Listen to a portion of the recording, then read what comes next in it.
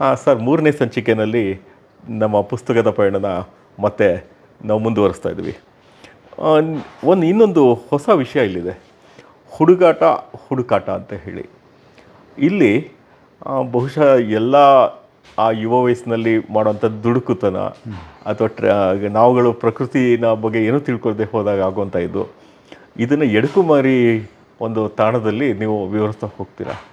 ಏಕೆಂದರೆ ಎಡಕುಮಾರಿ ನಿಮಗೆ ಕುಕ್ಕೆ ಸುಬ್ರಹ್ಮಣ್ಯ ಕಡೆ ಯಾರು ಟ್ರೆಕ್ಕಿಂಗ್ ಹೋಗ್ತಾರೆ, ಈ ರೈಲ್ವೆ ಟ್ರ್ಯಾಕ್ ಮೇಲೆ ಹೋಗಲಿಲ್ಲ ಅಂತ ಹೇಳಿದ್ರೆ ಅವರು ಟ್ರೆಕ್ಕಿಂಗ್ ಮಾಡಲೇ ಇಲ್ಲ ಅನ್ನುವಂಥ ಮಾತಿದೆ. ಇದ್ರ ಬಗ್ಗೆ ನೀವು ಒಂದಷ್ಟು ಮಾಹಿತಿನ ನಮಗೆ ಹೇಳಿದ್ರೆ. ಆ್ಯಕ್ಚುಲಿ ಇದು ಅರಮನೆ ಗುಡ್ಡದ ಕರಾಳ ರಾತ್ರಿಗಳು ಟೈಪ್ ಇದೆ. ಹೌದು. ಅಂದರೆ ಅದರಲ್ಲಿ ಮಳೆಗಾಲದಲ್ಲಿ ಕಾಡಲ್ಲಿ ತಪ್ಪಿಸಿಕೊಂಡ್ರೆ ಏನಾಗುತ್ತೆ ಅಂತ. ಇದು ಬೇಸಿಗೆಯಲ್ಲಿ. ಇದು ಅದಕ್ಕಿಂತ ಸ್ವಲ್ಪ ಸಣ್ಣ ಮಕ್ಕಳು, ಅವರೊಂದು ಆನೆ ಕಂಡು ಹೆದರಿ ದುಡುಕಿ ಆ ಪ್ರಾಯದಲ್ಲಿ ನಾವು ಅಲ್ಲರಿಗೆ ಹೋಗಿ ಬರುವ ಅಂತ ಹೇಳ್ಬಿಟ್ಟು ಸೀನ್ರಿ ಫೋಟೋ ತಗೊಂಡು ಬರುವ ಅಂಥೇಳಿ ಖುಷಿಲಿ ಹೋಗಿ ಕಾಡೊಳಗೆ ತಪ್ಪಿಸಿಕೊಂಡ್ರೆ, ಆ ಕಾಡೊಳಗೆ ತಪ್ಪಿಸಿಕೊಂಡ್ರೆ ಏನಾಗುತ್ತೆ ಅಂತ ಹೇಳಿದ್ರೆ ಇದರಲ್ಲಿ ಮುಖ್ಯ. ಆ ಬೇಸಿಗೆ ಕಾಲದಲ್ಲಿ ಯಾವ್ಯಾವ ರೀತಿಯಲ್ಲಿ ಅಲ್ಲಿಂದ ಬಚಾವಾಗಿ ಬರಬಹುದು ಅಂಥೇಳೋ ಒಂದು ಚಿತ್ರ ಇದರಲ್ಲಿ. ಒಬ್ಬನಿಗೆ ಕಾಡಿನ ಅನುಭವ ಇರುತ್ತೆ, ಒಬ್ಬ ಹುಡುಗನಿಗೆ. ಅವನು ಉಳಿದಿಬ್ಬರನ್ನು ಸಣ್ಣ ಆ ಪ್ರಾಯದಲ್ಲಿ ಅವನು ಎಷ್ಟರ ಮಟ್ಟಿಗೆ ಅವನು ಮಾಡ್ಬೋದು ಅದನ್ನು ತಕ್ಕೊಂಡು ಒಂದು ಮಕ್ಕಳು ಓದಬೇಕು, ದೊಡ್ಡವರು ಓದಬೇಕು ಆ ರೀತಿ. ಅದರಲ್ಲಿ ಮತ್ತು ನಿಮಗೆ ಇದರಲ್ಲಿ ಆನೆದಾಗಲಿ ಪಶ್ಚಿಮ ಘಟ್ಟದಾಗಲಿ ಅದರ ಮಾಹಿತಿಗಳು ಕೂಡ ನಿಮಗೆ ಜೊತೆಗೆ ಬರುತ್ತೆ. ಹಾಗಾಗಿ ಇದು ಪೂರ್ತಿ ಬೇಸಿಗೆ ಕಾಲದ ಅಲ್ಲಿನ ಕಾಡಿನ ಒಂದು ವಾತಾವರಣ ಬೇಸಿಗೆಯಲ್ಲಿ ಯಾವ ರೀತಿ ಇರುತ್ತೆ, ಪ್ರತಿಯೊಂದೂ ಎಲ್ಲ ಬೇರೆ ಬೇರೆ ಅಲ್ಲಿನ. ಈಗ ನಿಮಗೆ ಮಂಜು ಬೀಳ್ತಾ ಇರುವ ಸಮಯದಲ್ಲಿ ಬೆಳಗ್ಗೆ ಒಂದು 9-10 ಗಂಟೆವರೆಗೂ ನಿಮಗೆ 10 ಅಡಿ ದೂರದಲ್ಲಿ ಏನಿದೆ ಅಂತ ಕಾಣೋದಿಲ್ಲ. ಮಂಜಿನ ಗೋಡೆನೇ ಕಟ್ಟಿರುತ್ತೆ, ಮಂಜು ಅಷ್ಟು ಬೀಳ್ತಾ ಇರುತ್ತೆ. ಹೇಗೆಂದರೆ ಮಳೆ ಸುರಿತಾ ಇರುತ್ತೆ. ಆ ಸಮಯದಲ್ಲಿಗೆ ಒಂದೊಂದು ವಾತಾವರಣ ಇರುತ್ತೆ. ಹಾಗೆ ಇದು ಒಂದೊಂದು ಸಮಯದಲ್ಲಿ ಒಂದೊಂದು ವಾತಾವರಣ ಯಾವ ರೀತಿ ಇರುತ್ತೆ ಅದೆಲ್ಲ ನಿಮಗೆ ಒಂದೊಂದು ಬುಕ್ಕಲ್ಲಿ ಒಂದೊಂದು ರೀತಿಯಾಗಿ ಸಿಗುತ್ತೆ. ಇದು ಹಾಗೆ ತಪ್ಪಿಸಿಕೊಂಡ ಹುಡುಗರು ಯಾವ ರೀತಿ ವಾಪಸ್ ಏನೇನು ಕಷ್ಟಪಡಬೇಕಾಗುತ್ತೆ, ಏನೇನು ತಿಂದು ಅಲ್ಲಿ ಬದುಕಿ ವಾಪಸ್ ಬರಬಹುದು ಅಂಥ ಒಂದು ಚಿತ್ರಣ ನಿಮಗೆ ಇದರಲ್ಲಿ ಸಿಗುತ್ತೆ. ಬಟ್ ಇಲ್ಲಿ ಇನ್ನೊಂದು ವಿಷಯ ನಾನು ನೋಡ್ತೀನಿ, ಇಲ್ಲೇ ಹತ್ತಿರದಲ್ಲಿದೆ, ಆ ಬೆಟ್ಟ ಹತ್ತಿ ಇಳಿದ್ಬಿಟ್ರೆ ನಮ್ಗೆ ಅದು ಸಿಕ್ಕೋಗುತ್ತೆ. ಅದು ಆ ಥರ ಹೋದಾಗ ಆ ಬೆಟ್ಟ ಇವ್ರು ನಡೀತಾ ದೂರ ಹೋಗ್ತಾ ಇರುತ್ತೆ. ನಿಮಗೆ ಅದು 2-3 ಥರದ ಎಫೆಕ್ಟ್ ಆಗುತ್ತೆ ಇದರಲ್ಲಿ. ಗುಡ್ಡದ ಮೇಲೆ ಹತ್ತಿ ನೋಡಿದಾಗ ಆ ಗುಡ್ಡ ಇಷ್ಟೇ ಹತ್ತಿರದಲ್ಲಿದ್ದಾಗ ಕಾಣುತ್ತೆ, ಅದಷ್ಟು ಹತ್ತಿರ ಇರೋದಿಲ್ಲ ಒಂದನೇದಾಗಿ. ಮತ್ತು ಎರಡನೇದಾಗಿ ನಿಮಗೆ ಅದನ್ನು ಇಳಿದು ನೀವು ಗುಂಡಿಗೆ ಹೋದ್ರಿ ಅಂತಂದರೆ ನಿಮಗೆ ಅಲ್ಲಿ ದಿಕ್ಕು ತಪ್ಪಿ ಹೋಗ್ಬಿಡುತ್ತೆ. ಯಾವುದೇ GPS ಸಹಾಯ ನಿಮಗೆ ಕರೆಕ್ಟ್ ಏನು ಸ್ಟ್ರೈಟ್ ರೋಡ್ ಏನು ಇರೋದಿಲ್ಲ. ಹೌದು. ನಿಮಗೆ ಇಳಿದು ಸುತ್ತಿ ಕೊನೆ ನೀವು ಯಾವ ದಿಕ್ಕಿಗೆ ಸೂರ್ಯ ಮೇಲೆ ಇಲ್ಲ, ಅನುಭವ ಇಲ್ಲ ಅಂತಂದರೆ ಮಳೆಗಾಲದಲ್ಲಿ ಆದರೆ ನಿಮಗೆ ದಿಕ್ಕೇ ಗೊತ್ತಾಗೋದಿಲ್ಲ. ಈಗ ಮೊಬೈಲ್ ಕ್ಯಾಚ್ ಆದಲ್ಲಿ ಆಗದೇ ಇದ್ದರೆ ನಿಮಗೆ ಇವತ್ತಿಗೂ ಅದೇ ಸ್ಥಿತಿ. ಅದು ಬೇಸಿಗೆ ಆಗಲಿ ಮಳೆಗಾಲ ಆಗಲಿ, ಯಾಕೆಂದರೆ ಅಲ್ಲಿಂದ ನಿಮಗೆ ಗುಡ್ಡ ಬೆಟ್ಟ ಯಾವುದು ಕಾಣೋದಿಲ್ಲ. ಹೌದು. ಆಗ ಅಲ್ಲಿ ತಪ್ಪಿಸಿಕೊಂಡು ಬಿಟ್ರೆ ಅದು ಏನಾಗುತ್ತೆ, ನೀವು ಹೋಗ್ತಾ ಇರ್ತೀರಿ, ನಾವು ಒಂದೇ ದಿಕ್ಕಿಗೆ ಹೋಗ್ತಾ ಇದ್ದೀವಿ ಅಂತ ನಮ್ಮ ತಲೆಯಲ್ಲಿ, ಅಲ್ಲಿ ಸುತ್ತಿ ಸುಳಿದಾಗೊಡ್ಸಿಗೆ ದಿಕ್ಕು ಯಾವುದು ಅಂತಲೇ ಗೊತ್ತಾಗೋದು. ಹೌದು. ಅಷ್ಟು ದೊಡ್ಡ ಮರಗಳು ಈಗಲೂ ಪಶ್ಚಿಮ ಘಟ್ಟದ ಮಧ್ಯಭಾಗದಲ್ಲಿ ಅಷ್ಟು ಮರಗಳಿದೆ. ಈಗ ನಿಮಗೆ ಇದರಲ್ಲಿ ಎಡಕುಮೇರಿಗಾಗಿ ನೀವು ಸುಬ್ರಹ್ಮಣ್ಯಕ್ಕೆ ಹೋಗುವಾಗ ನೀವು ಶ್ರದ್ಧೆಯಿಂದ ನೋಡಿ ಆ ಕಾಡು ಅದು ನೋಡೋದಕ್ಕೆ ಸಿಗುತ್ತಾ. ಹೌದು. ಅದನ್ನು ನಾವು ಉಳಿಸಿಕೊಳ್ಬೇಕಷ್ಟೇ. ಎಷ್ಟೋ ಕಡೆ ಸೂರ್ಯನ ಕಿರಣನೂ ಒಳಗಡೆ ಹೋಗೋದಿಲ್ಲ, ಅಷ್ಟು ದಟ್ಟವಾಗಿ ಮರಗಳಿದೆ. ಸದ್ಯ ಆ ಮರಗಳಷ್ಟು ಉಳ್ಕೊಂಡಿದೆ, ಇನ್ನು ಎಷ್ಟು ವರ್ಷ ಉಳಿಯುತ್ತೋ ಅದು ಗೊತ್ತಿಲ್ಲ ಅಂತ ಹೇಳಿ. ಜೊತೆಗೆ ಮಲೆನಾಡಿಗೂ ಮುಂಗಾರಿಗೂ ವಿಶೇಷವಾದ ಸಂಬಂಧ. ಮುಂಗಾರಿನ ಅನುಭವಗಳು ನಿಮಗೆ ಹೇಗಾಗಿದೆ ಮಲೆನಾಡಿನಲ್ಲಿ? ಮುಂಗಾರು, ಅದರಲ್ಲೂ ನಿಮಗೆ ಕಾಫಿ ತೋಟ ಅಂತಂದರೆ ಕಾಫಿ ತೋಟದವರಿಗೆ ಮುಂಗಾರಿನ ಮಳೆ ಅತ್ಯಂತ ಮುಖ್ಯ. ಯಾಕೆಂದರೆ ಮಾರ್ಚ್-ಏಪ್ರಿಲ್ ತಿಂಗಳಲ್ಲಿ ಮೊದಲನೇ ಮಳೆ ಬರುತ್ತೆ. ಆ ಮೊದಲನೇ ಮಳೆ ಬಂದ ತಕ್ಷಣ ಎಲ್ಲರೂ ನಿಮಗೆಷ್ಟಾಯಿತು ಮಳೆ, ಎಷ್ಟು ಇಂಚು ಮಳೆ ಆಯಿತು, ಎಷ್ಟು ಸೆಂಟಿಮೀಟರ್ ಆಯಿತು ಅಂತ ಕೇಳುವವರೆ. ಯಾಕೆಂತಂದರೆ ಅದು ನಿಮಗೆ ತೀರಾ ಕಮ್ಮಿ ಆಗಿಬಿಟ್ರೆ ಫಸಲು ಬ್ಲಾಸಮ್ ಆಗೋದಕ್ಕೆ ಸಾಕಾಗೋದಿಲ್ಲ. ನೀರು 1 ಇಂಚು ಹತ್ರ ಮಳೆ ಬೇಕದಕ್ಕೆ ಕನಿಷ್ಠ ಅಂತ 3/4 ಇಂಚ್ ಆದರೂ ನಡೆಯುತ್ತೆ. ಅಷ್ಟು ಮಳೆ ನಿಮಗೆ ಒಂದೇ ಸತಿಗೆ ಬಂದರೆ ನಿಮಗೆ ಚೆನ್ನಾಗಿ ಬ್ಲಾಸಮ್ ಆಗುತ್ತೆ. ಮತ್ತೊಂದು 15 ಡೇಸ್ ಒಳಗೆ ಇನ್ನೊಂದು ಮಳೆ ಬೇಕು. ಈ 2 ಸತಿ ನೀರು ಬೇಕು ಅದಕ್ಕೆ. ಮತ್ತೆ ಅಷ್ಟೊತ್ತಿಗೆ ಮಳೆಗಾಲದ ಇದು ಶುರುವಾಗುತ್ತೆ, ಏನು ಪ್ರಾಬ್ಲಮ್ ಬರೋದಿಲ್ಲ. ಹಾಗಾಗಿ ಮುಂಗಾರಿನ ಮಳೆ ಅಂತಂದರೆ ಅದು ಆ ಸಮಯದಲ್ಲಿ ವಾತಾವರಣ ನಿಮಗೆ ಒಂದು ಮಳೆ ಬಂದು ಹೋದರೆ ಆ ಮಣ್ಣಿಂದ ಒಂದು ಸ್ಮೆಲ್ ಬರುತ್ತೆ. ಹೌದು, ಅದು ಎಷ್ಟು ಚೆನ್ನಾಗಿರುತ್ತೆ ಅಂತಂದರೆ ಮಳೆ ಬಂದು ನಿಲ್ಲಬೇಕು, ನಿಂತು ಒಂದು 2 ನಿಮಿಷ ಕಳೆದು ನೀವು ಹೋಗಿಬಿಡಿ, ಅದೆಲ್ಲ ಬಿಸಿಲಿಗೆ ಕಾದು ಹೋಗಿರುತ್ತೆ ನೆಲ, ಅದ್ರ ಮೇಲೆ ಬಿದ್ದಾಗ ಒಳ್ಳೆ ಘಮ್ಮಂತ ಇರುತ್ತೆ. ಏನು ಅಂತಲೇ ಗೊತ್ತಾಗೋದಿಲ್ಲ, ಮಣ್ಣಿನ ವಾಸನೆ ಅಷ್ಟು ಚೆನ್ನಾಗಿರುತ್ತೆ ಅದು. ಆ ಒಂದು ಮುಂಗಾರು ಮತ್ತು ಆ ಮಳೆ, ಮತ್ತು ಅದರ ನಂತರ ನಿಮಗೆ ನಿಜವಾದ ಮುಂಗಾರಿನ ಮಳೆಗಾಲ ಶುರುವಾಗೋದು. ಆಗನ ನಿಮಗೆ ವಾತಾವರಣ ಈಗ ಅಲ್ಲಿ ಬಡತನ, ಕಷ್ಟ, ಕೆಲಸ, ನೀವು ಅದನ್ನೆಲ್ಲ ಬಿಟ್ಟುಬಿಟ್ಟು ನೀವು ಈ ಪ್ರಕೃತಿ ಏನು ಅಂತ ಹೇಳೋದ್ರ ಕಡೆಗೆ ನೀವು ಗಮನ ಕೊಟ್ಟರೆ ಅದು ಎಷ್ಟು ವಿಶೇಷ ಅಂತೇಳಿ ಅನಿಸುತ್ತೆ ಅಂತಂದರೆ, ನಿಮಗೆ ಮುಂಗಾರಿನ ಮಳೆಗಳು ಆ ಕಡೆಯಿಂದ ಮಾರುತಗಳು ಬರೋದಕ್ಕೆ ಶುರು ಆಗುತ್ತೆ. ಎಲ್ಲ ಬಿಸಿಲೆಲ್ಲ ಹೋಗಿ ವಾತಾವರಣ ಎಲ್ಲ ನಿಮಗೆ ತಂಪಾಗುತ್ತೆ. ಆಗ ಕಾಗೆಗಳು ಕಾ ಅಂತ ಹೇಳ್ಕೊಂಡು ಎಷ್ಟು ಒಂದೇ ಸತಿ ಅವರ ಓಡಾಟ ಎಲ್ಲ ಶುರುವಾಗುತ್ತೆ. ನಮಗೆ ಮಳೆಗಾಲ ಶುರುವಾಯಿತು ಅಂತ ಹೇಳೋದು ಗೊತ್ತಾಗ ಹೋಗುತ್ತೆ. ಮೊದಲು ಒಂದು ಸ್ವಲ್ಪ ಸಣ್ಣಕ್ಕೆ ಮಳೆ ಹನಿ ಎಷ್ಟೊತ್ತಿಗೆ ಶುರುವಾಗುತ್ತೆ ಅಂತಲೇ ಹೇಳೋಕ್ಕೆ ಸಾಧ್ಯ ಇಲ್ಲ. ಹಾಗೆ ಅದ ಕಡೆ ನಿಧಾನವಾಗಿ ಆ ಕಡೆಯಿಂದ ಬರುತ್ತೆ, ಮತ್ತೆ ಮಳೆ ಜೋರಾಗ್ತಾ ಬರುತ್ತೆ. ಅದಕ್ಕಿಂತ ಮೊದಲು ನಾವು ಅಡ್ಡ ಮಳೆ ಅಂತ ಹೇಳ್ತೇವೆ. ಹೌದು, ಬಂದು ಹೋಗ್ತಾ ಇರುತ್ತೆ. ಇದು ಅದರ ನಂತರ ನಿಮಗೆ ಮಳೆ ಶುರು ಆದರೆ 3-4 ತಿಂಗಳು ಮಧ್ಯದಲ್ಲಿ ಬಿಡುವು ಕೊಟ್ಟರೂ ಆಯಿತು, ಕೊಡದೇ ಇದ್ದರೂ ಆಯಿತು. ಕೆಲವು ಸತಿ ಒಂದು 15 ದಿವಸ 20 ದಿವಸವರೆಗೂ ಬಿಡುವು ಕೊಡುತ್ತೆ. ಕೆಲವು ಸತಿ 3 ದಿವಸ ಬಿಸಿಲು ಬಂದು ಹೋಗ್ಬಿಡುತ್ತೆ, ಬಿಸಿಲೇ ಕಾಣೋದಿಲ್ಲ. ನಿಮಗೆ ಪಶ್ಚಿಮ ಘಟ್ಟದಲ್ಲಿ 3-4 ತಿಂಗಳು ಬಿಸಿಲೇ ಕಾಣೋದಿಲ್ಲ. ಮತ್ತು ನಾವು ಈಗ ಮಳೆ ಅಂತ ಬಂದಾಗ ಕೆಲವು ಕಡೆ ಮಿಲಿಮೀಟ್ರು, ಇನ್ನು ಕೆಲವು ಕಡೆ ಸೆಂಟಿಮೀಟ್ರು, ನೀವಿರೋ ಕಡೆ ಇಂಚು. ಒಂದು ರೀತಿ ವಿಭಾಗ ಮಾಡಿಕೊಂಡ್ರೆ ನಾವೆಲ್ಲ ಬಹುಶಃ ಮಿಲಿಮೀಟ್ರ್ ಜನ್ರೇಷನ್ನು, ಇನ್ನು ಸ್ವಲ್ಪ ಆ ಕಡೆ ಹೋದರೆ ಸೆಂಟಿಮೀಟ್ರ್ ಜನ್ರೇಷನ್ನು. ಸೊ ತಾವೆಲ್ಲ ತಗೊಂಡಾಗ ನೀವು ಇಂಚ್ ಜನ್ರೇಷನ್ನು. ಸೊ ಏನಕ್ಕೆ ಹೇಳ್ತಾ ಇದ್ದೀನಿ ಅಂದರೆ, ಮಿಲಿಮೀಟ್ರ್ ಇದ್ದಿದ್ದು 0 ಆಗಿಬಿಡ್ತಾ ಇದೆ, ಸೆಂಟಿಮೀಟ್ರ್ ಇದ್ದಿದ್ದು ಮಿಲಿಮೀಟ್ರ್ ಕಡೆ ಬರ್ತಾ ಇದೆ, ಇಂಚ್ ಇದ್ದಿದ್ದು ಸೆಂಟಿಮೀಟ್ರ್ ಕಡೆ ಬರ್ತಾ ಇದೆ. ಈ ಥರ ಅನುಭವ ನಿಮ್ಗೆ ಏನಾದ್ರು ಕಾಣಿಸ್ತಾ ಇದೆಯಾ? ಅದೇನಿಲ್ಲ, ಆವತ್ತಿಗೆ ಸಾಮಾನ್ಯಕ್ಕೆ ಅಲ್ಲಿ ಏನು ಮಾಡ್ತಾ ಇದ್ರು ಅದರಲ್ಲಿ ಒಂದೊಂದು ಮೆಜರ್ಮೆಂಟಿಗೆ ಒಂದು ಬೇಕಿತ್ತು. ಹೌದು, ಅದರಲ್ಲಿ ಇಂಚು ಎಷ್ಟು ಸೆಂಟಿಮೀಟರ್ 1 ಇಂಚಿಗೆ ಬರುತ್ತೆ ಅಂತ ಹಾಕೊಂಡ್ರು ಸಾಕಾಗುತ್ತೆ. ಆದರೂ ಕೆಲವರಲ್ಲಿ ಅದು ಈಗಲೂ ಸ್ವಲ್ಪ ಕನ್ಫ್ಯೂಸ್ ಆಗುತ್ತೆ. ನಿಮಗೆ ಸೆಂಟಿಮೀಟರ್ ಎಷ್ಟಾಯಿತು, ಇಂಚ್ ಎಷ್ಟಾಯಿತು ಅಂತ ಅಷ್ಟು ಬೇಗ ಕೆಲವರಿಗೆ ಗೊತ್ತಾಗೋದಿಲ್ಲ. ಅದು ಮತ್ತೆ ದೊಡ್ಡ ವ್ಯತ್ಯಾಸ ಏನೂ ಆಗೋದಿಲ್ಲ. ಹಾಗಾಗಿ ಅದನ್ನು ಹೆಚ್ಚಿಗೆ ಯಾರು ಲೆಕ್ಕಕ್ಕೆ ತಗೊಳ್ಳೋದಿಲ್ಲ. ಅಂತೂ ಯಾವುದಾದ್ರು ಒಂದೇ ಇದ್ದರೆ ಒಳ್ಳೇದಿತ್ತು, ಎಲ್ಲದಕ್ಕೂ ಅನುಕೂಲ ಆಗ್ತದೆ. ಅಲ್ಲ, ನಾನು ಹೇಳಿದ ಉದ್ದೇಶ ಏನಂತಂದರೆ, ಮಳೆ ಕಡಿಮೆ ಆಗ್ತಾ ಇರೋ ಬಗ್ಗೆ ನಾನು ಈ ಒಂದು ಇದನ್ನು ನಿಮಗೆ ಮುಂದೆ ಇಟ್ಟೆ. ನಾನು ಮಳೆ ಕಮ್ಮಿ ಆಗ್ತಾ ಇಲ್ಲ, ಮಳೆ ಬರ್ತಾ ಇದೆ. ಈಗ ನೋಡಿ, ಮೊದಲು ಬೆಂಗಳೂರಿಗೆ ಎಷ್ಟು ಮಳೆ ಬರ್ತಿತ್ತು, ತುಂಬ ಕಮ್ಮಿ ಆಗ್ತಿತ್ತು. ಹೌದು, ಈಗ ಮಳೆ ಜಾಸ್ತಿ ಆಗ್ತಾ ಇದೆ. ಹೌದು, ಯಾಕೆ ಜಾಸ್ತಿ ಆಗ್ತಾ ಇದೆ? ಅಲ್ಲ ಕಾಡು ಕಮ್ಮಿ ಆಯಿತು.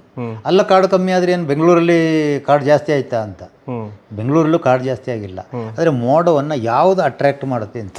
ನೀವು ಹಿಂದೆ ಯಜ್ಞಗಳು ಅಂತೇಳಿ ಮಾಡ್ತೀವಿ. ಹೌದು ಹೌದು, ಯಜ್ಞಗಳು ಅಂತಂದರೆ ಅಪಾರ್ಥ ಮಾಡ್ಕೊಂಡವರೇ ಜಾಸ್ತಿ. ಹೌದು, ಅದಲ್ಲ, ಸರಿಯಾಗಿ ಮಾಡಿದರೆ, ಸರಿಯಾದ ಕ್ರಮದಲ್ಲಿ ನೀವು ಹೊಗೆ, ಕಾರ್ಬನ್ ಒಂದೇ ಅಲ್ಲ ಅದರಲ್ಲಿ. ಈಗ ಇಲ್ಲಿ ಬೆಂಗಳೂರಲ್ಲಿ ಕಾರ್ಬನ್ ಡೈಆಕ್ಸೈಡ್ ಇದು ಜಾಸ್ತಿ ಆಗಿಬಿಟ್ಟು ನಿಮಗೆ ಅದು ಮೋಡನ್ನು ಅಟ್ರ್ಯಾಕ್ಟ್ ಮಾಡುತ್ತೆ.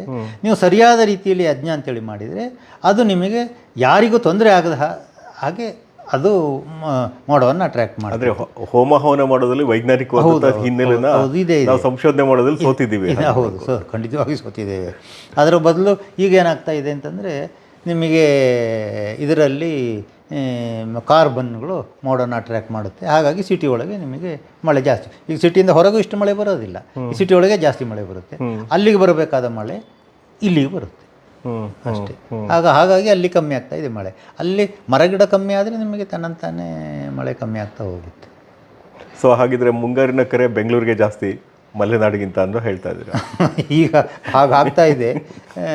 ಅದರಿಂದ ಇಲ್ಲಿನವರಿಗೆ ಹೆಚ್ಚಿಗೆ ಮಳೆ ಅವಶ್ಯಕತೆ ಇಲ್ಲ. ಮಳೆ ಮುಖ್ಯವಾಗಿ ಬೇಕಾಗಿದ್ದು ಕುಡಿಯೋದಕ್ಕೆ ನೀರು, ಕೃಷಿ, ಇವೆರಡಕ್ಕೆ ಬೇಕು. ಹೌದು, ಇಲ್ಲಿ ಈಗ ಕುಡಿಯೋದಕ್ಕೆ ನೀರು ಹೊಳೆಯಿಂದ ತಗೊಂಡು ಬರೋದು. ನಿಮಗೆ ಕೃಷಿಗೆ ಮುಖ್ಯವಾಗಿ ಬೇಕಾಗಿದ್ದು ಬೆಂಗಳೂರಿಂದ ಹೊರಭಾಗ. ಹೌದು. ಹಾಗಾಗಿ ಅಲ್ಲೂ ನಮ್ಮ ಮಲೆನಾಡಲ್ಲಿ ನಿಮಗೆ ಚೆನ್ನಾಗಿ ಮಳೆ ಬೆಳೆ ಎಲ್ಲ ಆಯಿತು ಅಂತಂದರೆ ಬಯಲುಸೀಮೆಗೆಲ್ಲೂ ಸಮೃದ್ಧಿಯಾಗಿ ಆಗುತ್ತೆ. ಅಲ್ಲೇ ಹೀಗೆ ಕಾಡು ವರ್ಷ ವರ್ಷ ಕಮ್ಮಿ ಆಗ್ತಾ ಹೋದರೆ ಹೀಗೆ ಅಧ್ವಾನಗಳಾಗುತ್ತೆ. ಅಲ್ಲಿ ಮಳೆ ಕಮ್ಮಿಯಾಗಿ ಇಲ್ಲಿ ಜಾಸ್ತಿ ಆಗುತ್ತೆ. ಸೊ ನೀವಿದ್ದ ಒಂದು ಪ್ರದೇಶದಲ್ಲೇ ಹೇಮಾವತಿ ಮತ್ತು ನೇತ್ರಾವತಿ ನದಿ ಹುಟ್ಟುವಂಥ ಜಾಗಗಳು. ಕೆಲವೊಂದು ವಿಶ್ಲೇಷಣೆಗಳು ಹೇಳುತ್ತೆ ನದಿ ಹುಟ್ಟೋ ಜಾಗನೇ ಸಹಿತ ನಾವುಗಳು ಕಳ್ಕೊಂಡ್ಬಿಡ್ತಾ ಇದ್ವಿ ಅಂತ ಹೇಳಿ. ಈ ಅನುಭವದ ಒಂದು ವಿಚಾರನ ನೀವು ಹೇಳೋದಾದ್ರೆ ನಮಗೆ. ಅದೇ ನದಿ ಹುಟ್ಟೋದು ಅಂದರೆ ಏನು, ನೆಲದಿಂದ ಮೇಲೆಯಿಂದ ಬಂದ ಮಳೆ ನೀರು ಅಲ್ಲಿ ಭೂಮಿಯೊಳಗೆ ಸ್ಟಾಕ್ ಆಗಿ ಭೂಮಿಯಿಂದ ಮೇಲಕ್ಕೆ ಬರೋದು. ಅದರ ಮೂಲ ಎಲ್ಲಿದೆಯೋ, ಮೊದಲು ಎಲ್ಲಿಂದ ಸ್ಟಾರ್ಟ್ ಆಯಿತು ಅದು ನದಿ ಉಗಮಸ್ಥಾನ, ನದಿ ಮೂಲ. ಅದು ಒಂದು ಕಡೆಯಿಂದ ಹಾಗೆ ಹೊರಟ ಮೇಲೆ ಅಂಥದ್ದು ನಾನಾ ರೀತಿಯ ಕಾಲುವೆಗಳು ಅದಕ್ಕೆ ಸೇರಿ ದೊಡ್ಡದು ನಿಮಗೆ ನದಿಯಾಗಿ ಹರಿದು ಬರುತ್ತೆ. ಹೌದು. ಈಗ ಹೇಮಾವತಿಯು ಅಷ್ಟೇ, ಅಲ್ಲಿ ಜಾವಳಿ ಅಂತೇಳಿ ಮೂಡಿಗೆರೆಯಲ್ಲಿ ಅಲ್ಲಿ ಹುಟ್ಟುತ್ತೆ. ಅಲ್ಲಿ ಹುಟ್ಟಿ ಮತ್ತೆ ಅದಕ್ಕೆ ಸುಮಾರು ಕಾಲುವೆಗಳು ಅದು ಇದು ಸೇರ್ತಾ ನಾವು ಹಳ್ಳಿಯಲ್ಲಿದ್ದ ಸಮಯದಲ್ಲಿ ನಮ್ಮ ಮನೆಯಿಂದ ಹರಿದು ಹೋದ ಕಾಲುವೆ ಕೂಡ ಅದಕ್ಕೆ ಹೋಗಿ ಸೇರ್ತಿತ್ತು. ನನಗೆ ದೊಡ್ಡ ವಿಶೇಷ ಕಾಣ್ತಿತ್ತು, ನಮ್ಮ ಕಾಲುವೆಯಿಂದ ಹರಿದ ನೀರು ಸಮುದ್ರಕ್ಕೆ ಹೋಗುತ್ತೆ ಅಂತ ಹೇಳಿಬಿಟ್ಟು ಅದೇ ಒಂದು ಖುಷಿಯಾಗಿತ್ತು. ಹಾಗೆ ಅದು ಬರ್ತಾ ಅದು ಕೊನೆ ಕಾವೇರಿಗೆ ಸೇರಿ ಕಾವೇರಿಯಿಂದ ನಿಮಗೆ ಇದಕ್ಕಾಗುತ್ತೆ. ಅದು ಅಷ್ಟೇ, ನೇತ್ರಾವತಿ ಮತ್ತು ಹೇಮಾವತಿ ಎರಡು ತುಂಬ ದೂರದಲ್ಲಿ ಏನು ಹುಟ್ಟೋದಿಲ್ಲ. ಜಾವಳಿಯಿಂದ ಒಂದು 5-6 ಕಿಲೋಮೀಟರ್ ಒಳಗೆ ಏನೋ ನೇತ್ರಾವತಿ ಮೂಲ ಇದೆ. ಅದು ಅಲ್ಲಿಂದ ಮತ್ತು ನಿಮಗೆ ಇದರಲ್ಲಿ ಧರ್ಮಸ್ಥಳ, ಉಪ್ಪಿನಂಗಡಿ ಹಾಗಾಗಿ ಕುಮಾರಧಾರೆಯರ ಜೊತೆಗಾಗಿ ನಿಮಗೆ ಅರಬ್ಬಿ ಸಮುದ್ರ ಸೇರುತ್ತೆ ಮಂಗಳೂರಲ್ಲಿ. ಇದು ಕಾವೇರಿ ಆಗಿ ಕೊನೆಗೆ ಬಂಗಾಳಕೊಲ್ಲಿ ಸೇರುತ್ತೆ. ಒಂದೇ ಕಡೆ 5-6 ಕಿಲೋಮೀಟರ್ ವ್ಯತ್ಯಾಸದಲ್ಲಿ ಹುಟ್ಟಿ ಎರಡು ನದಿಗಳು ಒಂದು ಆ ಕಡೆ ಒಂದು ಈ ಕಡೆ ಹರಿಯುತ್ತೆ. ಆ ಪ್ರಕೃತಿಯ ಏನೆಲ್ಲ ಸಿಸ್ಟಮ್ಗಳು ಇದೆ ಅಂತ ಹೇಳಿದ್ರು. ಮಧ್ಯ ಗುಡ್ಡ ಬೆಟ್ಟ ಪರ್ವತ ಪ್ರದೇಶ, ಅಲ್ಲಿಂದ ನದಿಗಳು ಹುಟ್ಟಿ ಎಲ್ಲ ನಿಮಗೆ ಬೇರೆ ಬೇರೆ ಸುತ್ತಿ ಎಲ್ಲ ಜೀವಿಗಳಿಗೆ ನಿಮಗೆ ಸಮೃದ್ಧಿಯಾಗಿ ನೀರು ಕೊಟ್ಟು ಮತ್ತೆ ಅದು ಸಮುದ್ರ ಸೇರಿ ಮತ್ತೆ ಮೇಲೆ ಹೋಗಿ ಕೆಳಗೆ ಇಳಿಯುತ್ತೆ. ಸೊ ಇದೆಲ್ಲ ಇದು ಮಾಡ್ತಾ ಇದ್ದಕ್ಕೆ ನೀವು ಇನ್ನೊಂದು ಇದು ಮಾಡ್ತೀರಾ, ಮಲೆನಾಡಿನ ಮರೆಯದ ನೆನಪುಗಳು ಅಂತ ಹೇಳಿ. ಏನೇನು ನೆನಪುಗಳು ನಿಮ್ಮ ಕೈಲಿ ಮರೆಯೋದಕ್ಕೆ ಆಗ್ತಾ ಇಲ್ಲ ಮಲೆನಾಡಿನ ವಿಷಯದಲ್ಲಿ? ಆ್ಯಕ್ಚುಲಿ ಈಗ ನೀವು ಒಂದು 60 ವರ್ಷ ಹಿಂದೆ ನೀವು ಹೋದರೆ ಆಗ ಒಂದು ಹಳ್ಳಿಯಾಗಲಿ ಮಲೆನಾಡಾಗಲಿ ಯಾವ ರೀತಿ ಇತ್ತು ಅಂತ ಕಲ್ಪನೆ ಮಾಡೋದಕ್ಕೆ ಸಾಧ್ಯ ಇಲ್ಲ. ಯಾಕೆಂತಂದರೆ ತೀರಾ 60-70 ವರ್ಷ ಹಿಂದೆಯೂ ಅಲ್ಲ, ಒಂದು 45-50 ವರ್ಷದ ಹಿಂದೆ ಒಂದು ಘಟನೆ, 45 ವರ್ಷದ ಒಂದು ಘಟನೆ ಹೇಳ್ತೀನಿ. ನನ್ನ ತಂಗಿ ಅವಳನ್ನ ಇಲ್ಲಿ ಬೆಂಗಳೂರಲ್ಲಿ ಓದ್ತಾ ಇದ್ದೆ, ನನ್ನ ಅಣ್ಣ ಇದ್ದ ಇಲ್ಲಿ, ಆಗ ಇಲ್ಲಿ ಓದ್ತಾ ಇದ್ಲು. ನಾನು ಶನಿವಾರ ಬರ್ತಾ ಇದ್ದೀನಿ ಅಂತ ಟೆಲಿಗ್ರಾಮ್ ಮಾಡಿದ್ದೀನಿ. ಆಗೆಲ್ಲ ಟೆಲಿಗ್ರಾಮ್, ಫೋನ್ ಎಲ್ಲ ಏನಿಲ್ಲ. ಹೌದು. ಆ ಟೆಲಿಗ್ರಾಮ್ ನನಗೆ ಶನಿವಾರ ಕೊಡಬೇಕಾಗಿತ್ತು, ಶನಿವಾರ ಕೊಡಲಿಲ್ಲ. ಶನಿವಾರ ರಾತ್ರಿ ಹೊತ್ತು ಇವಳು 8 ಗಂಟೆ ಹೊತ್ತಿಗೆ ಒಂದು ಆಟೋ ಮಾಡ್ಕೊಂಡು ಮನೆಗೆ ಬಂದಳು. ನಾನು ಸರಿ ಬೈದೆ, ಈ ಹೊತ್ತು 8 ಗಂಟೆ ಹೊತ್ತಿಗೆ ಆಟೋ ಮಾಡಿಕೊಂಡು ನೀನು ಈ ಕತ್ಲೆ ಒಬ್ಬಳೇ ಬರಬೇಕಾ, ನನಗೆ ಮೊದಲೇ ತಿಳಿಸೋಕ್ಕಾಗ್ತಿರಲಿಲ್ಲ. ಅಯ್ಯೋ ನಾನು ಟೆಲಿಗ್ರಾಮ್ ಮಾಡಿದ್ದೆ ಅಂತಂದ್ಳು. ನನಗೆ ಸಿಕ್ಕಲೇ ಇಲ್ಲ. ಸೋಮವಾರ ದಿವಸ ಅವಳ ಕೈಗೆ ಪೋಸ್ಟ್ ಮ್ಯಾನ್ ಟೆಲಿಗ್ರಾಮ್ ತಗೊಂಡು ಕೊಟ್ಟ. ಟೆಲಿಗ್ರಾಮ್ ಯಾರು ಮಾಡಿದ್ರು? ಭಾನುವಾರ ರಜಾ, ಸೋಮವಾರ ದಿವಸ ಅವಳ ಕೈಗೆ ಟೆಲಿಗ್ರಾಮ್ ಸಿಕ್ಕಿತ್ತು. ಅವಳೆ ತಂದೆಗಳು ನಾನು ಕೊಟ್ಟ ಟೆಲಿಗ್ರಾಮ್ ನೋಡಿಲ್ಲಿ ಅಂತ ಹೇಳ್ಬಿಟ್ಟು. ಅಂದರೆ ಆಗಿನ ಕಾಲಕ್ಕೂ ಈಗಿನ ಕಾಲಕ್ಕೂ ಅಷ್ಟು ವ್ಯತ್ಯಾಸ ಇದೆ. ಹೌದು. ಅಂದರೆ ಆಗಿನ ಕಾಲದ ನೆನಪುಗಳು ಯಾವ ರೀತಿ ಇರುತ್ತೆ ನಿಮಗೆ ಬಾಲ್ಯದಲ್ಲಿ ಒಂದು ಸಿನಿಮಾ, ಈಗ ನಾವು ಕೂತ್ಕೊಂಡು ಎಲ್ಲಿ ಬೇಕೋ ಅಲ್ಲಿ ಸಿನಿಮಾ ನೋಡ್ಬೋದು, ಥಿಯೇಟರ್ಗಳು. ಆಗೆಲ್ಲ ಟೆಂಟ್ಗಳು ಅಂತ ತಿಳ್ಕೊಂಡಿತ್ತು. 3-4 ಕಿಲೋಮೀಟರ್ ನಡೆದು ಅದೊಂದು ಹಬ್ಬ ನಮಗೆ. ಒಂದು ಸಿನಿಮಾ ನೋಡೋದು ಅಂತಂದರೆ ಅದು ಎಷ್ಟು ವಿಶೇಷ. ಹೋಗಿ ರಾತ್ರಿ ಹೊತ್ತು 12 ಗಂಟೆ 10 ಗಂಟೆ 11 ಗಂಟೆ ರಾತ್ರಿ ಹೊತ್ತು ಒಬ್ಬೊಬ್ಬನೇ ಎಷ್ಟೋ ಸತಿ ಸಿನಿಮಾ ನೋಡಿ ಬಂದಿದ್ದೇನೆ ಆ ಕಾಡ್ದಾರಿಲಿ. ಕಾಡ್ತಾ ನಮಗೆ ಯಾವ ಮನೆಗಳಿಲ್ಲ, ಏನೂ ಇಲ್ಲ. ಆದರೂ ಸಣ್ಣಕ್ಕೆ ಭಯ ಇದ್ದರೂ ಕೂಡ ನಮಗೆ ಅದು ಅಭ್ಯಾಸ ಆಗೋಗ್ಬಿಟ್ಟಿರುತ್ತೆ. ಮತ್ತು ನಿಮಗೆ ಅಯ್ಯೋ ಅಮಾವಾಸ್ಯೆ ಕತ್ಲೆ ದಾರಿ ಕಾಡಲ್ಲಿ ಆಗ್ಬೋದು. ನಮಗೆ ಅಮಾವಾಸ್ಯೆ ಕತ್ಲೆ ದಾರಿಯಲ್ಲೂ ನಮಗೆ ದಾರಿ ಕಾಣುತ್ತಿತ್ತು ರಸ್ತೆ. ಯಾಕೆಂತಂದರೆ ಪೂರ್ತಿ ಬೆಳಕಿಲ್ಲದೆ ಆಗೋದಿಲ್ಲ. ಹೌದು. ಅಂಥ ಮಳೆಗಾಲದಲ್ಲೂ ಕೂಡ ನಿಮಗೆ ನಕ್ಷತ್ರಗಳು ಬೆಳಕಿರುತ್ತೆ. ಆಮೇಲೆ ಇದು ಎಂಥದಪ್ಪ, ಒಂದು ಸಣ್ಣ ಹುಳ ಇರುತ್ತೆ, ಮಿಣುಕು ಹುಳ ಅಂತೇಳಿಬಿಟ್ಟು. ಹೌದು. ಅದೇ ಬೆಳಕು ಕೊಡುತ್ತೆ. ನಿಮಗೆ ಭಾಳಷ್ಟು ದಾರಿ ಅದೇ ತೋರಿಸುತ್ತೆ. ಅದರಲ್ಲೇ ಅದು ಸಣ್ಣಕ್ಕೆ ಬೆಳಕು ಮಿಣಿಕುಳ ನೋಡಿ ಅದು ನಿಮಗೆ ದಾರಿ ಕಾಣುವಷ್ಟು ಬೆಳಕು ಅದೇ ಕೊಡುತ್ತೆ. ನಕ್ಷತ್ರಗಳು ಬೆಳಕಿರುತ್ತೆ. ಚಂದ್ರ ಇಲ್ಲದೇ ಇದ್ದರೂ ಕೂಡ ನಿಮಗೆ ದಟ್ಟವಾದ ಮೋಡ ಮಳೆ ಬಂದದ ಆಗ ಮಾತ್ರ ಅಷ್ಟು ಜೋರು ಮಳೆ ಇದ್ದಾಗ ಮಾತ್ರ ಏನು ಕಾಣದೆ ಹೋಗ್ಬಿಡುತ್ತೆ. ಏನು ಕಾಣೋದಿಲ್ಲ ಅಂದರೆ ಏನೂ ಕಾಣೋದಿಲ್ಲ, ಒಂದು 2 ಅಡಿ 3 ಅಡಿ ಕೂಡ ಕಾಣದೆ ಹೋಗ್ಬಿಡುತ್ತೆ. ಸಾಮಾನ್ಯ ಮಲೆನಾಡಿನಲ್ಲಿ ಸಾಕಷ್ಟು ಈಗ ನಾವು ಕೆಲವು ಕಡೆ ಹಳ್ಳಿಗಳಲ್ಲಿ ನೋಡ್ತೀವಿ ವಿವಿಧ ಪ್ರಕಾರದ ಮನೋರಂಜನಾ ಚಟುವಟಿಕೆಗಳು ನಡೀತಾ ಇರುತ್ತೆ. ರಾತ್ರಿಯಲ್ಲಿ ನಾಟಕ ಮಾಡೋದೇ ಆಗಲಿ ಹಳ್ಳಿಗಳಲ್ಲಿ, ಅಥವಾ ಜಾನಪದದ ಯಾವುದೋ ಒಂದು ಕಲಾ ಪ್ರದರ್ಶನ ಮಾಡೋದೇ ಆಗಲಿ, ಈ ಥರದ್ದು ನಡೀತಾ ಇರುತ್ತೆ. ಇಂತಹ ವಿಚಾರಗಳು ಅಲ್ಲೇನು ನಡೀತಾ ಇತ್ತು ಸರ್ ನೀವಿದ್ದಂಥ ಊರಿನ ಸುತ್ತಮುತ್ತ? ಹಳ್ಳಿಗಳಲ್ಲಿ ಕಮ್ಮಿ, ಅಂದರೆ ಅದರಲ್ಲೂ ನನಗೆ ಸಂಪರ್ಕ ಭಾಳ ಕಮ್ಮಿ ಆಯಿತು. ಯಾಕೆಂತಂದರೆ ನಮ್ಮದು ಒಂಟಿ ಮನೆ, ನಮ್ಮ ಮನೆಯಿಂದ 1 ಕಿಲೋಮೀಟರ್ ದೂರದವರೆಗೂ ಯಾರದೊಂದು ಮನೆಗಳು ಕೂಡ ಮೊದಲು ಇರಲಿಲ್ಲ. ಹಾಗಾಗಿ ನನಗೆ ಅಂಥ ಚಟುವಟಿಕೆಗಳೆಲ್ಲ ಹೋಗೋದು ಕಮ್ಮಿ. ಏನಿದ್ದರೂ ಸಕಲೇಶ್ಪುರ ಟೌನು. ಹಾಗಾಗಿ ಒಂದು ಯಾವುದೇ ಒಂದು ವಿಶೇಷ ಆಗಲಿ ನಾವು ಸಕಲೇಶ್ಪುರಕ್ಕೆ ಹೋಗ್ತಿದ್ದು ಜಾಸ್ತಿ. ಈಗ ಜಾತ್ರೆ ಆ ಸಮಯದಲ್ಲಿ ಟೂರ್ನಮೆಂಟ್ಗಳೆಲ್ಲ ನಡೀತಿತ್ತು, ಕಬಡ್ಡಿ ಟೂರ್ನಮೆಂಟ್ ನಡೀತಿತ್ತು. ಅದೆಲ್ಲ ನೋಡಿ 10 ಗಂಟೆ 11 ಗಂಟೆ ಹೊತ್ತಿಗೆ ನಾವು ರಾತ್ರಿ ಒಬ್ಬೊಬ್ಬರೇ ಕೂಡ ಮನೆಗೆ ಹೋಗ್ತಿದ್ದು. ಮತ್ತು ಸಾಂಸ್ಕೃತಿಕ ಚಟುವಟಿಕೆಗಳು ಅಂತ ಏನಿದ್ರು ನಮಗೆ ಸಕಲೇಶ್ಪುರ ಟೌನೇ ಆಗ್ತಿತ್ತು. ಮತ್ತು ಹಳ್ಳಿಗಳಲ್ಲೂ ಅವ್ರದ್ದೇ ಆದ ಬೇರೆ ರೀತಿ ಕೆಲವು ಇದನ್ನೆಲ್ಲ ಮಾಡಿಕೊಂಡಿದ್ದಾರೆ. ಆದರೂ ಕಮ್ಮಿ ಆಗ್ತಾ ಬಂತು. ತೀರಾ ಹಳ್ಳಿಗಳಲ್ಲಿ ಶಾಲೆ ಮಕ್ಕಳು ಬಿಟ್ಟರೆ ಮತ್ತು ಗ್ರಾಮೀಣ ಚಟುವಟಿಕೆ ಅಂತ ಹೇಳೋದು ಭಾಳ ಕಮ್ಮಿ ಆಗ್ತಾ ಬಂತು. ಆಮೇಲೆ ನಮ್ಮ ಜೀವದ ಪ್ರತಿಯೊಂದು ಪ್ರಾಂತ ತೊಗೊಂಡ್ರೆ ಯಾವುದೇ ಒಂದು ನದಿ ಹರಿಯುತ್ತೆ ಅನ್ನೋದಾದರೆ ಮನುಷ್ಯನ ಪ್ರತಿಯೊಂದು ಜೀವನದ ವಿಚಾರಗಳನ್ನು ಆ ನದಿಗೆ ಬೆಸ್ಕೊಂಡ್ಬಿಟ್ಟಿರುತ್ತೆ. ಅಂತಹ ವಿಚಾರಗಳನ್ನ ತಮ್ಮ ಹೇಮಾವತಿ ತೀರದ ಕೌತುಕ ಕಥೆಗಳು ಹೇಳ್ತಾ ಇದೆ. ಇದ್ರ ಬಗ್ಗೆ ನೀವು ಒಂದಷ್ಟು ಮಾಹಿತಿ ಕೊಡೋದಾದರೆ ಸರ್? ಹೇಮಾವತಿ ಅಂದರೆ ನಮ್ಮ ಮನೆ ಪಕ್ಕದ್ದೇ ಅದು. ಅದಕ್ಕೂ ನನಗೂ ತೀರಾ ಹತ್ತಿರ ಸಂಬಂಧವೇ. ಯಾಕೆಂದರೆ ಇಲ್ಲಿಂದ ಶಾಲೆ ಬಿಟ್ಟು ಹೋಗುವಾಗ ಒಂದು ಬಾಯಾರಿಕೆ ಆದರೂ ನಾವು ಹೋಗಿ ಹೇಮಾವತಿ ಹೊಳೆಗೆ ಹೋಗಿ ನೀರು ಕುಡಿಯೋದಕ್ಕೆ ಹೋಗ್ತಿದ್ದು. ಮಧ್ಯಾಹ್ನ ಅಲ್ಲೇ ಸ್ನಾನ ಮಾಡ್ಕೊಂಡು ಮನೆಗೆ ಹೋಗ್ತಿದ್ದು.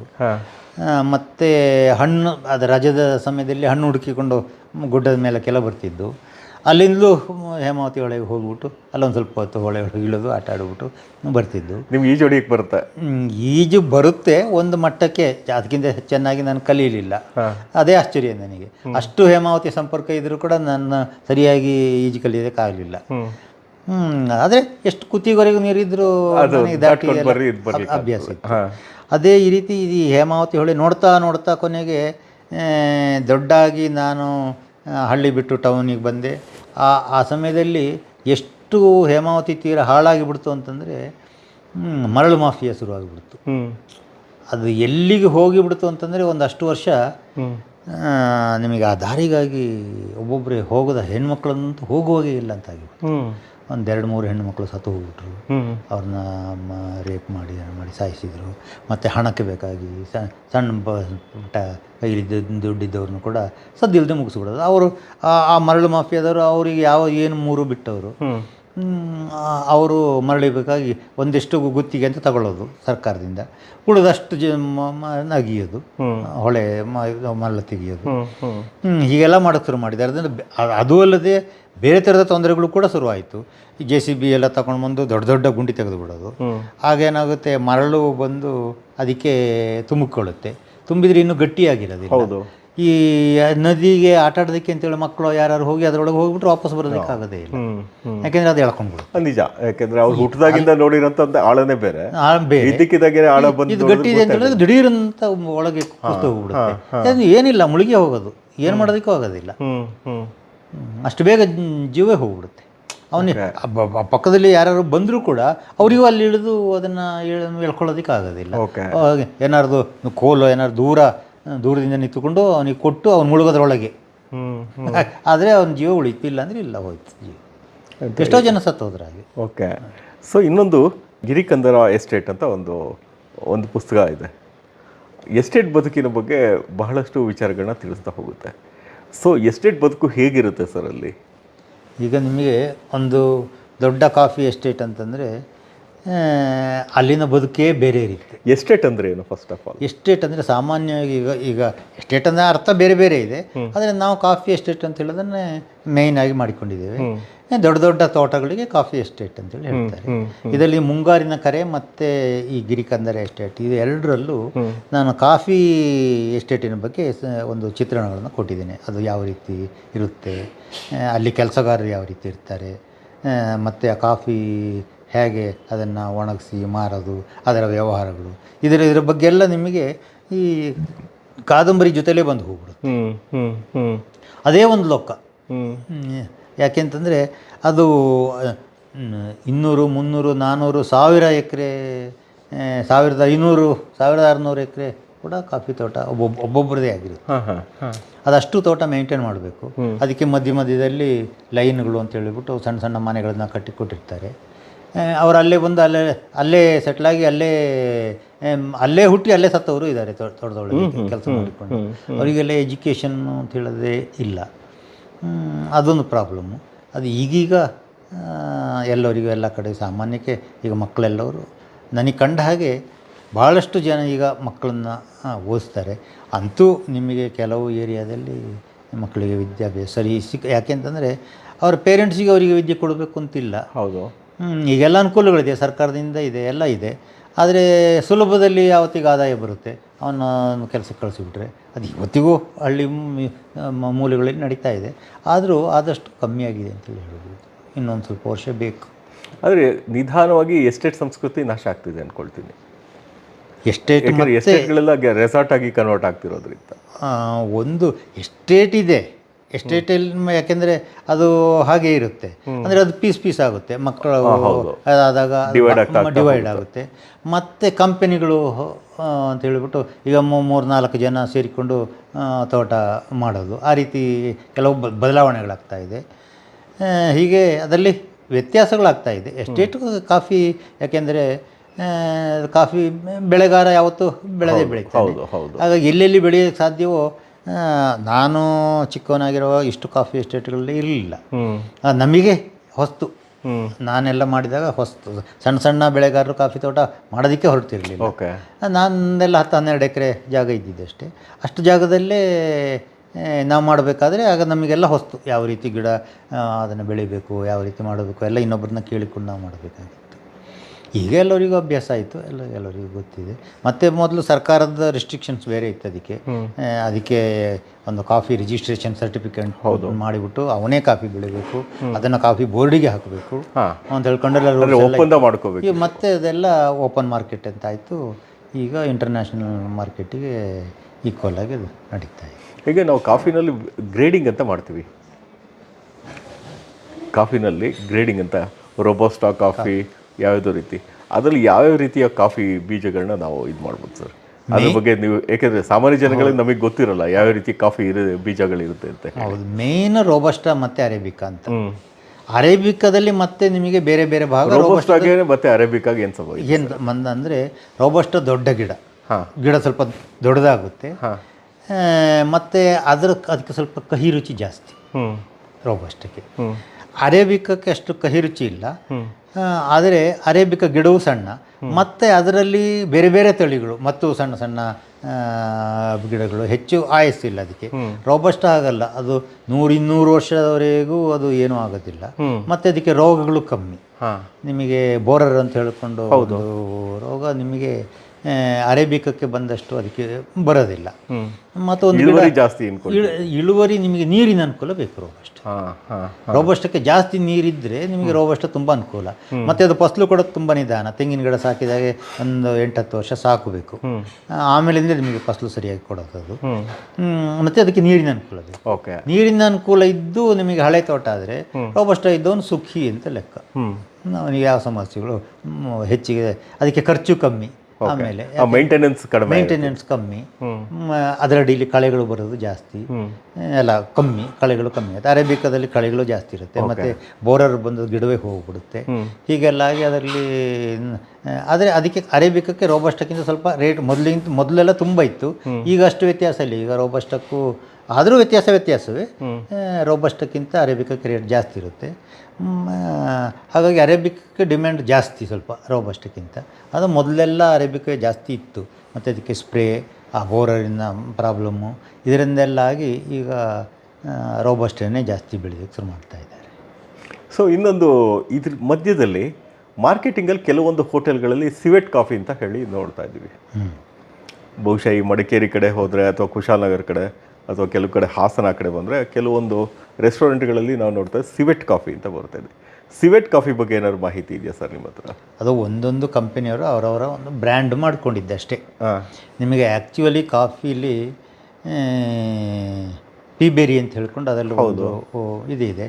ಮತ್ತು ಈಗ ಅದರಲ್ಲೂ ಗ್ರೇಡ್ ಎಲ್ಲ ಮಾಡಿ ಬೇರೆ ಬೇರೆ ಮಾಡಿದ್ದಾರೆ.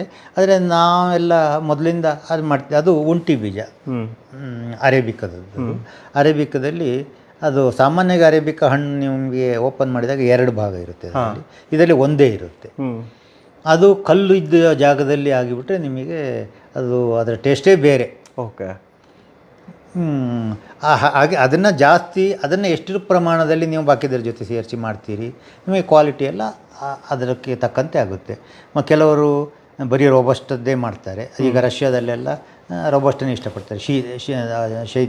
ಶೀತ ಜಾಸ್ತಿ ಇರೋ ಅಲ್ಲೆಲ್ಲ ರೋಬಸ್ಟನ್ನೇ ಇಷ್ಟಪಡ್ತಾರೆ. ಮತ್ತು ಬೇರೆ ದೇಶಗಳಿಗೆಲ್ಲ ಅರೇಬಿಕಾ ಜಾಸ್ತಿ ಹೋಗುತ್ತೆ. ಆದರೆ ನಿಮಗೆ ಅದಕ್ಕೆ ಈ ಕಂಪೆನಿಗಳು ಅದರಲ್ಲಿ ಎಷ್ಟು ರೋಬಸ್ಟ ಮಿಕ್ಸ್ ಮಾಡ್ತಾರೆ, ಆಮೇಲೆ ಅದರಲ್ಲೇ ಪೀಬೇರಿ ಎಷ್ಟು ಮಾಡ್ತಾರೆ, ಆ ಪೀಬೇರಿ ಕ್ವಾಲಿಟಿ ಅದರ ಕ್ವಾಲಿಟಿ ಆಗಿದೆ ಅದರಲ್ಲಿ ಅವರ ಬ್ರ್ಯಾಂಡಲ್ಲಿ ಹೇಳ್ತಾರೆ ನಮ್ಮದು ಶ್ರೇಷ್ಠ ಅಂತ ಹೇಳ್ಕೊಂಬಿಟ್ಟು ಎಲ್ಲ ಬೇರೆ ಬೇರೆ ಇದಷ್ಟೇ. ಆದರೆ ನಿಮಗೆ ಸರಿಯಾದ ರೀತಿಯಲ್ಲಿ ಮಾಡಿ ಸರಿಯಾದ ರೀತಿಯಲ್ಲಿ ಕಾಫಿ ಮಾಡಿದರೆ ಅದರ ಕಾಫಿ ಟೇಸ್ಟೇ ಬೇರೆ ಇರುತ್ತೆ.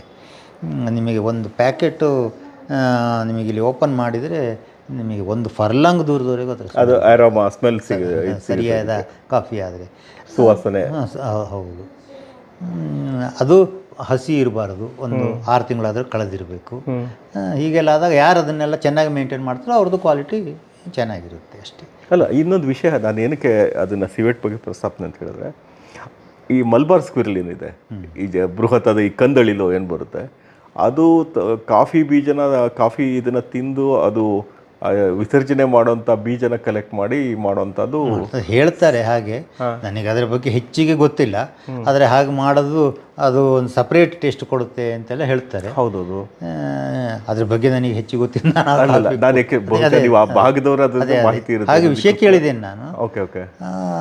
ಕಮ್ಮಿ ಅದೆಲ್ಲ ಮಾಡೋದು ಕಷ್ಟ. ಓಕೆ. ಮತ್ತೆ ಹೇಳ್ತಾರೆ ಜನ, ಅದನ್ನು ಹೇಳಿಬಿಟ್ಟು ಅದನ್ನು ವೈಭವೀಕರಿಸಿ ಮಾಡ್ತಾರೆ. ಇದನ್ನೇ ಚೆನ್ನಾಗಿ ಕೊಟ್ಟರೆ ಸಾಕು, ಒಳ್ಳೆ ಹೌದಲ್ವಾ, ಬೇಕಾದಷ್ಟು. ಅದೇನು ಮಾಡ್ತಾರೆ ಅಂತಂದರೆ ಅದಕ್ಕೆ ಬೇರೆ ಎಲ್ಲ ಚಿಕ್ಕೋರಿ ಕಮ್ಮಿ ರೇಟಿಗೆ ಸಿಗುತ್ತೆ, ಅದನ್ನು ಜಾಸ್ತಿ ಹಾಕ್ಬಿಡೋದು. ಮತ್ತು ರೋಬಸ್ಟ ಕಮ್ಮಿ ಇದ್ದಾಗ ರೋಬಸ್ಟನ್ನು ಅದಕ್ಕೆ ಮಿಕ್ಸ್ ಮಾಡಿಬಿಡೋದು. ಹೀಗೆಲ್ಲ ಮಾಡಿ ಮತ್ತು ಈಗ ಅದರಲ್ಲಿ 2ನೇ ಕ್ವಾಲಿಟಿ ಕಾಫಿ ಗ್ರೇಡಿಂಗ್ ಮಾಡ್ತಾರಲ್ಲ, ಅದರಲ್ಲಿ ಬಂದದ್ದನ್ನು ಇದಕ್ಕೆ ಸೇರಿಸ್ಬಿಡೋದು. ಹೀಗೆಲ್ಲ ಮಾಡೋದ್ರಿಂದ ಅದರ ಟೇಸ್ಟು ನಿಮಗೆ ಹೋಗುತ್ತಷ್ಟೇ ಹೊರತು ನಿಮಗೆ ಒಳ್ಳೆ ಕಾಫಿ ಸರಿಯಾದ ಕ್ರಮದಲ್ಲಿ ಸರಿಯಾಗಿ ಒಣಗಿಸಿ ಸರಿಯಾದ ಕ್ರಮದಲ್ಲಿ ಮಾಡಿದ ಕಾಫಿ ಅದೇ ಹೇಗೆ ಒಣಗಿಸ್ತೀರಿ ಅಂತ ಹೇಳೋದು ಬರುತ್ತೆ. ಈಗ ನೀವು ಹಣ್ಣನ್ನು ಹಾಗೇ ನೆಲದಲ್ಲಿ ಹಾಕಿ ಅದು ಮಳೆ ಇದು ಎಲ್ಲ ಕಷ್ಟಪಟ್ಟು ಮಾಡಿದ್ದು ಅದಷ್ಟು ಟೇಸ್ಟ್ ಬರೋದಿಲ್ಲ. ಅದನ್ನು ನೀವು ಪಲ್ಪ್ ಮಾಡಿಬಿಟ್ಟು ಅದನ್ನು ಮಣ್ಣಿನ ಹಂಚಲ್ಲಿ ಹಾಕಿ ನೀವು ಒಣಗಿಸಿದರೆ ಅದರ ಟೇಸ್ಟೇ ಬೇರೆ ಇರುತ್ತೆ. ಹಾಗೆ ನೀವು ಯಾವ ಕ್ವಾಲಿಟಿ ಮೇಂಟೈನ್ ಮಾಡಿದ್ದೀರಿ ಅದ್ರ ಮೇಲೆ ನಿಮಗೆ ಅದರ ಟೇಸ್ಟು ಕೂಡ ಅದನ್ನು ನೀವು ಒಳಗೆ ಹೋಗ್ತಾ ಅದೆಷ್ಟು ನೀವು ಚೆನ್ನಾಗಿ ಮಾಡಿದ್ದೀರಿ ಅಷ್ಟು ಅದರ ಕ್ವಾಲಿಟಿ ಇಂಪ್ರೂವ್ ಆಗುತ್ತೆ. ಅವ್ರು ಯಾವ ರೀತಿ ಮಾಡಿದ್ದಾರೆ ಅಥವಾ ಯಾವುದನ್ನು ತಗೊಂಡು ಮಾಡಿದ್ದಾರೆ ಅದ್ರ ಮೇಲೆ ಡಿಪೆಂಡ್ ಅಷ್ಟೇ. ಬಹಳ ಒಳ್ಳೆಯ ವಿಚಾರಗಳು ತಿಳಿಸಿದ್ದೀರಾ ಸರ್. ನಮ್ಮ 3ನೇ ಸಂಚಿಕೆ ಇಲ್ಲಿಗೆ ಮುಕ್ತಾಯ ಮಾಡ್ತಾ ಇದ್ವಿ. 4ನೇ ಸಂಚಿಕೆಯಲ್ಲಿ ಇನ್ನಷ್ಟು ಮಾಹಿತಿಗಳನ್ನ ತಿಳ್ಕೊಳ್ಳೋಣ ಸರ್. ನಾನು ಹೇಳಿದೆ, ನೋಡಪ್ಪ ಅದು ನನಗೆ ಬೆಕ್ಕಿನ ಕಾಣೋದಿಲ್ಲ ಅಂತಂದೆ. ಹಂಗಂದ್ರೆ ಏನು ಸರ್ ಅಂದ. ಅದು ಚಿರತೆ ಮರಿ ಇರಬೇಕು ಅಂದ್ರೆ ಅವನ ಹೆಂಡತಿ ಕಾಫಿ ಕುಡಿಯೋಕ್ಕಿಂತ ಗ್ಲಾಸ್ ಕೈಯಲ್ಲಿ ಹಿಡ್ಕೊಂಡು ನಮಗೆ ಕೊಟ್ಟುಬಿಟ್ಟು ಕೈ ಹಿಡ್ಕೊಂಡಿದ್ದು ನಾಳೆ ಗಾಬರಿಯಾಗಿ ಚೆನ್ನಿ ಹೋಯ್ತು ಕಾಫಿ. ಅದು ನಮ್ಮ ಮನೆ ಮಕ್ಕಳ ಜೊತೆಗೆಲ್ಲ ಅದು ಮಲಗುತ್ತೆ, ಚಿರತೆ ಅಂತೇಳಿ ಹೇಳ್ತೀರಲ್ಲ ನೀವು. ಅದು ನನಗೆ ನೋಡಿದರೆ ಹಾಗೆ ಕಾಣುತ್ತೆ. ನೀನೊಂದು ಸತಿ ವೆಟರ್ನರಿ ಡಾಕ್ಟ್ರಿಗೆ ಒಂದು ಸತಿ ತೋರಿಸು, ಅದು ನಾರ್ಮಲ್ ಬೇಕಲ್ಲ ಅದು ಅಂತಂದೆ. ಅಷ್ಟು ಹೇಳಿಬಿಟ್ಟು ಬಂದೆ. ಅವನಿಗೆ ಹೆದರಿಕೆ ಶುರು ಹೋಗ್ಬಿಟ್ಟು ಇತ್ತು. ಅವನು ಮತ್ತೆ ಮಾರನೇ ದಿವಸ ಅವನೊಂದು ತೋಟ ಎಸ್ಟೇಟಲ್ಲಿ ಕೆಲಸದಲ್ಲಿದ್ದವ. ಅವನು ಅದನ್ನು ಹೊತ್ಕೊಂಡು ಬಂದು ವೆಟರ್ನರಿ ಡಾಕ್ಟ್ರಿಗೆ ತೋರಿಸಿದ. ಅವರು ಹೇಳಿದರು, ಇದೆಲ್ಲಿ ಸಿಕ್ಕಿದ್ದು ನಿನಗೆ ಅಪರೂಪದ ಬೆಕ್ಕಿದು, ಬೆಕ್ಕಲ್ಲ ಇದು, ಚಿರತೆ, ಇದು ಪಾಂಥರ್ ಅಂತೇಳಿ ಕರಿತೇವೆ, ಇದು ಎಲ್ಲಿ ಸಿಕ್ಕಿದ್ದು ನಿನಗೆ, ಇದು ಕಾಣಕ್ಕೆ ಸಿಕ್ಕೋದಿಲ್ಲಲ್ಲ ಅಂತೇಳಿ. ಸಾರ್ ಇದನ್ನು ನಾವು ಮನೆಯಲ್ಲೇ ಸಾಕ್ತಾ ಇದ್ವಿ ನಾವು ಬೆಕ್ಕು ಅಂತೇಳಿ, ಮಕ್ಕಳೆಲ್ಲ ಇದ್ದಾರೆ ಮನೆಯೊಳಗೆ.